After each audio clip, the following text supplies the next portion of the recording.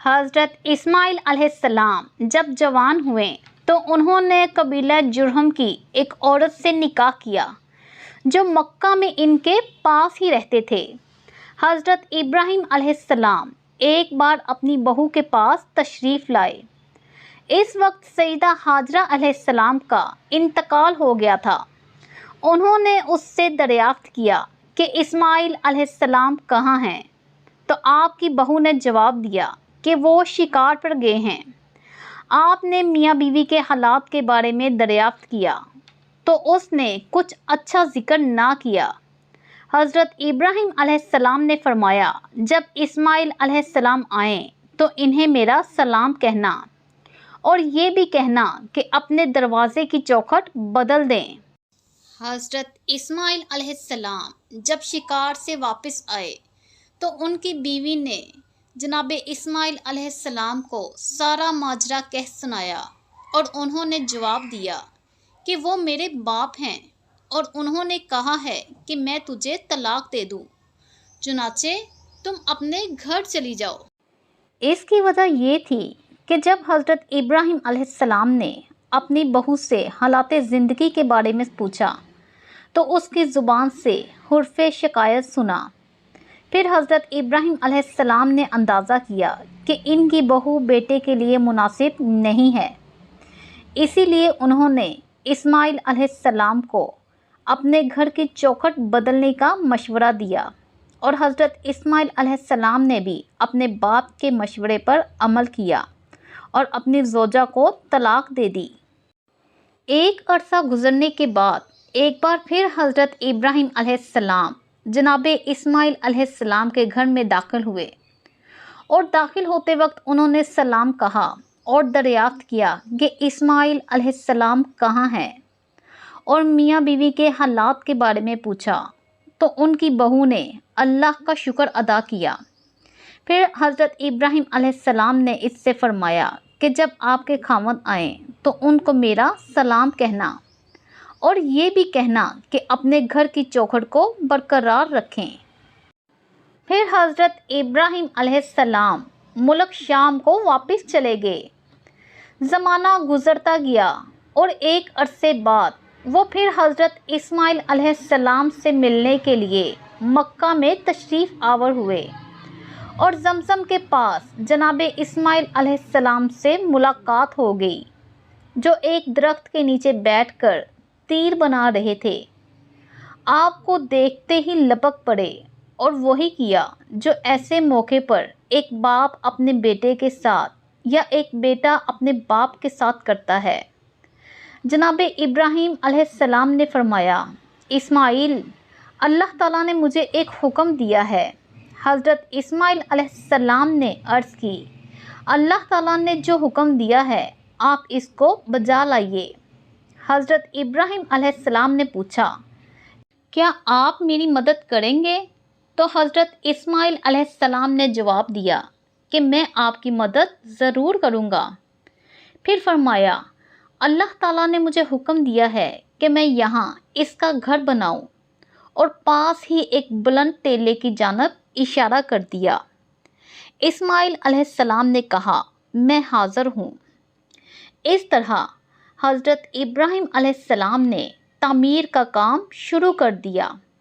اللہ تعالیٰ نے آپ کو اس جگہ کا بتا دیا جہاں پہلے کعبہ ہوا کرتا تھا۔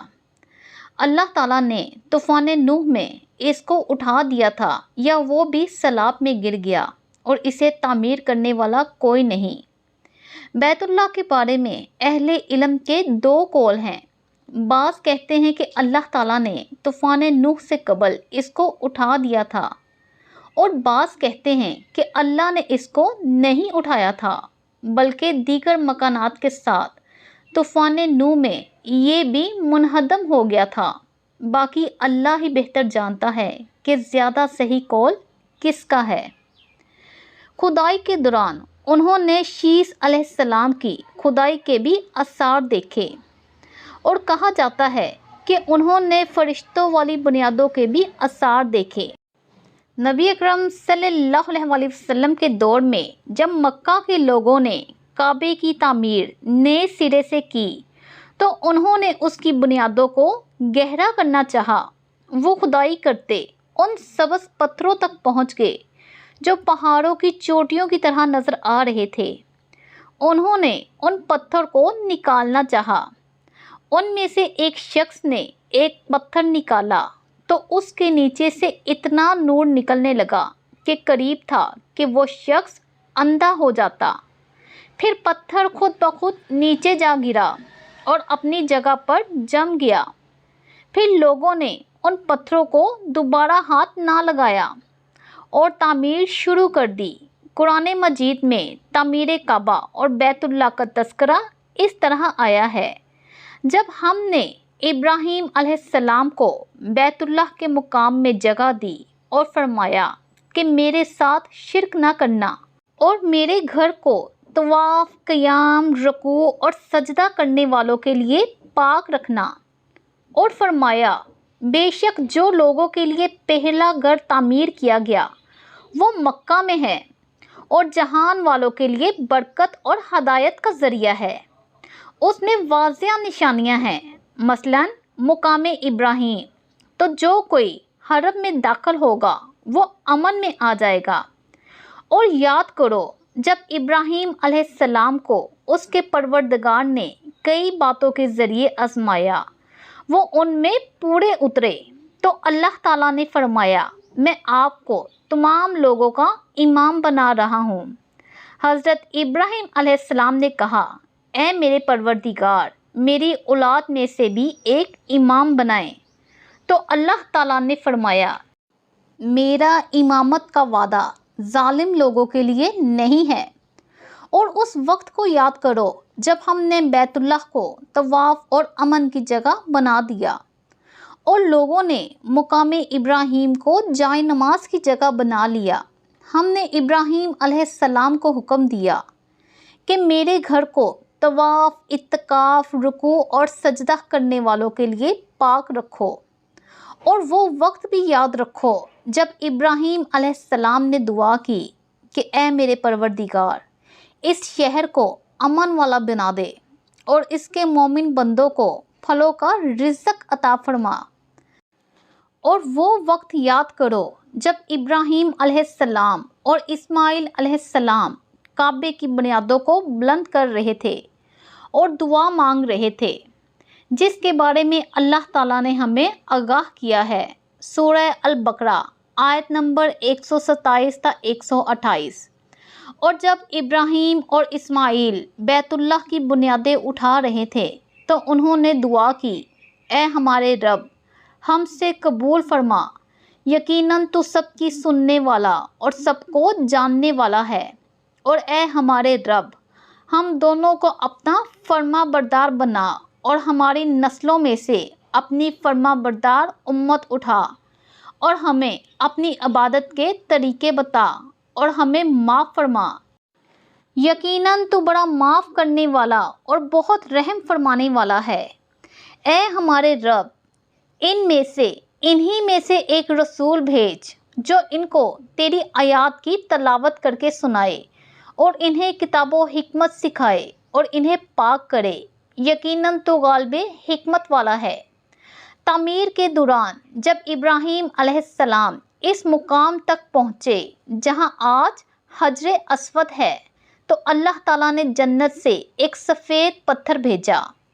حدیث میں ہے کہ یہ پتھر نہایت سفید تھا لیکن اب سیاہ ہو گیا ہے۔ انسانوں کے گناہوں کے باعث یہ اب سیاہ ہو گیا ہے۔ جب دیواریں انسانی قد کے برابر ہو گئی تو اسماعیل علیہ السلام ایک پتھر لے آئے۔ اب ابراہیم علیہ السلام اس پتھر پر کھڑے ہوئے۔ وہ اس وقت ننگے پاؤں تھے۔ اسی وقت پتھر پر آپ کے پاؤں نرم پڑ گئے اور آپ کے پاؤں کے نشان اس کے اندر دھس گئے۔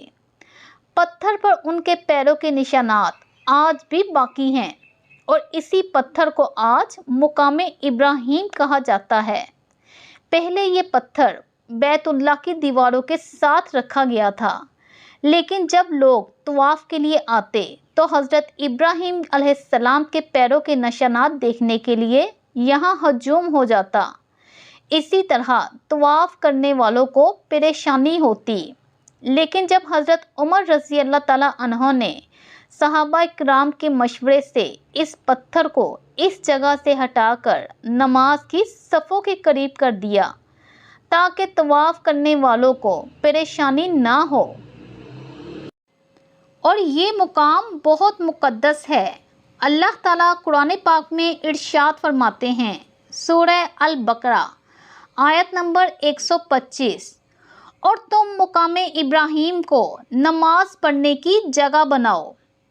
اگر آپ کو مقام ابراہیم کے قریب نماز پڑھنے کا موقع مل جائے تو وہاں 2 رکعت نماز لازمی پڑھ لیا کریں، اور اگر موقع نہ ملے تو پھر پوری مسجد حرام میں طواف سے فارغ ہو کر 2 رکعت پڑھ لیا کریں۔ اس طرح کعبہ تعمیر ہوا۔ جب حضرت ابراہیم علیہ السلام بیت اللہ کی تعمیر سے فارغ ہوئے تو اللہ تعالیٰ نے آپ کو حکم دیا کہ لوگوں میں حج کا اعلان کر دیں۔ تو ابراہیم علیہ السلام بولے کہ اے اللہ، میری آواز کس کس تک پہنچے گی؟ جواب آیا کہ آپ کے ذمے آواز لگانا ہے، پہنچانا ہمارا کام ہے۔ چنانچہ ارشاد الہی ہے، سورہ الحج آیت نمبر 27، اور لوگوں میں حج کا اعلان کر دیں، وہ آپ کے پاس پیدل اور ہر اونٹ پر سوار ہو کر آئیں گے، اور وہ اونٹ دور دراز راستوں سے آئیں گے۔ چنانچہ حضرت ابراہیم علیہ السلام نے قریبی پہاڑ جبل ابی قیس پر چڑھ کر اللہ کے نام سے یہ اعلان کیا کہ لوگوں، تمہارے رب نے تمہارے لیے گھر بنایا ہے، لہٰذا تم اس کا حج کرو۔ انہوں نے اعلان کرتے وقت دائیں اور بائیں جانب اپنا چہرہ کیا، جیسے آج نماز کی اذان کے لیے مؤذن کرتا ہے۔ آپ کی یہ پکار اللہ تعالیٰ نے ہر روح کو معجزانہ طور پر سنا دی، خواہ وہ پیدا ہوئے تھے یا نہیں۔ اور دوسرا معجزہ، اللہ تعالیٰ نے بیت اللہ اور اس کے حج کی محبت لوگوں کے دلوں میں ڈال دی۔ پھر آپ کی یہ پکار سن کر جس نے تلبیہ پکارا وہ حج کرے گا، اور جس نے تلبیہ نہ پکارا وہ کبھی حج نہیں کر سکتا۔ لبیک اللہم لبیک کو تلبیہ کہتے ہیں۔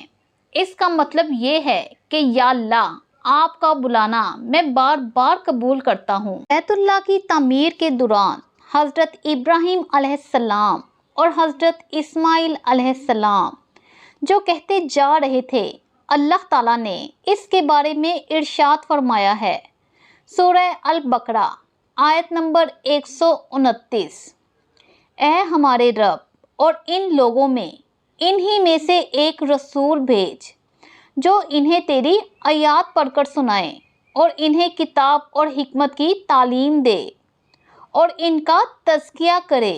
یقیناً تو بڑا زبردست ہے اور بڑا حکمت والا ہے۔ یہی رسول اللہ صلی اللہ علیہ وسلم کی امر نبوت کی ابتدا تھی۔ رسول اللہ صلی اللہ علیہ وسلم نے بذات خود اس حقیقت کا اقرار کیا ہے کہ جب آپ صلی اللہ علیہ وسلم سے پوچھا گیا کہ آپ کی امر نبوت کی ابتدا کیا ہے، تو آپ صلی اللہ علیہ وسلم نے فرمایا، میں اپنے باپ ابراہیم علیہ السلام کی دعا اور اپنے بھائی عیسیٰ علیہ السلام کی بشارت ہوں۔ یہ تھی حضرت ابراہیم علیہ السلام کی زندگی کی کہانی۔ اگر آپ کو ویڈیو پسند آئی ہو تو لائک کریں، شیئر کریں اور سبسکرائب کریں۔ اور اب مجھے اجازت دیں۔ اللہ حافظ۔